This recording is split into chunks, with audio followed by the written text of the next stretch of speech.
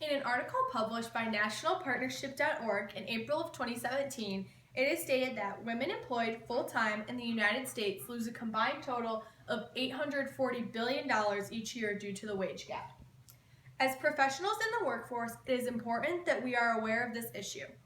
As a woman who has taken women in leadership and women in business classes, I know the importance of advocating for equality for women in all areas of life, especially with regards to equal pay. Biases and discrimination against women in the workplace contribute to the gender pay gap that is affecting women, their families, and the economy. I am encouraging each of you to speak up against inequality in the workplace to help advance the status of women in society. I will be discussing specific causes that contribute to the gender pay gap and showing the effects of the pay gap on both women and society. Finally, I will be analyzing the solutions to the pay gap problem, as well as presenting the government solutions and personal steps to take to create an equal work environment for all. The causes of the pay gap can be attributed to biases against women, as well as the fact that many working women are mothers. The first and most prominent cause of the pay gap is employer bias and discrimination. According to nationalpartnership.com, researchers believe that around 38% of the pay gap can be attributed to discrimination and bias against women by their employers. Another cause of the pay gap between men and women is described by Fortune.com on April 3, 2017 as the motherhood penalty. New mothers are often viewed as being less competent in their job and less focused and dedicated to their professional lives. On average, women suffer a 7% earning decrease compared to working women without children. The discrimination against women in the workplace and the lower pay women receive because of these biases have proven to have many negative effects. The pay gap can have many consequences for women who are not receiving equal pay and their families, as well as negative effects on the economy as a whole. One major negative effect of the gender pay gap is that families who are mainly or only supported by a woman are having increased poverty rates.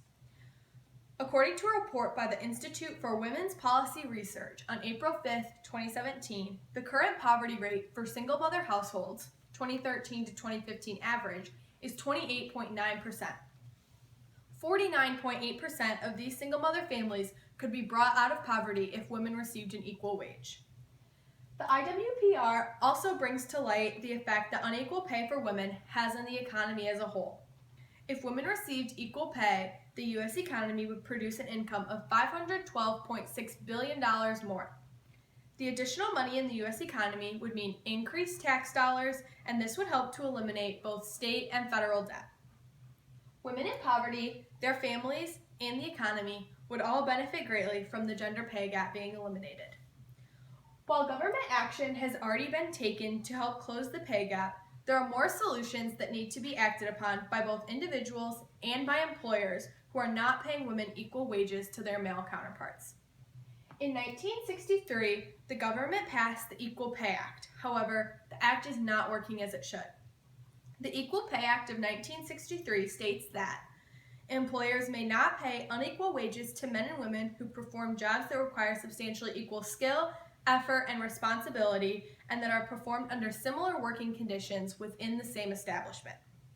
Since this act has not entirely solved the problem of the wage gap, especially in areas where the position and pay are subjective, the effort to change the unequal pay between men and women falls into the hands of individuals and companies. An action that women across the country can take to spread awareness and close the pay gap is joining the American Association of University Women. Their website states that the AAUW is a leader in the fight to end wage discrimination and open doors for women in the workplace. There are nearly 1,000 chapters across the country, as well as many universities who are members of this association. By becoming a 2-minute activist on their website, you'll receive emails when there is a need for you to write or call a Congress member, newspaper, or state legislator with regards to issues affecting women. If becoming a member of the AAUW does not appeal to you, there are more ways to advocate for equal pay for women, such as encouraging women to negotiate for pay raises and for everyone to engage in pay transparency. Women are stereotypically not the most successful when trying to negotiate their way to a pay raise. However, encouraging and teaching women how to ask and receive these pay raises is one way to help close the pay gap. Another important aspect to promoting equal pay for women is by advocating for and participating in pay transparency. Pay transparency is when companies disclose the pay of other employees or applicants in order to avoid someone getting unequal pay. As presented in the previous material, conscious and unconscious bias, as well as being a mother, all lead to the gender pay gap that is prevalent in many occupations. Women and their families, as well as the economy, suffer from the pay gap.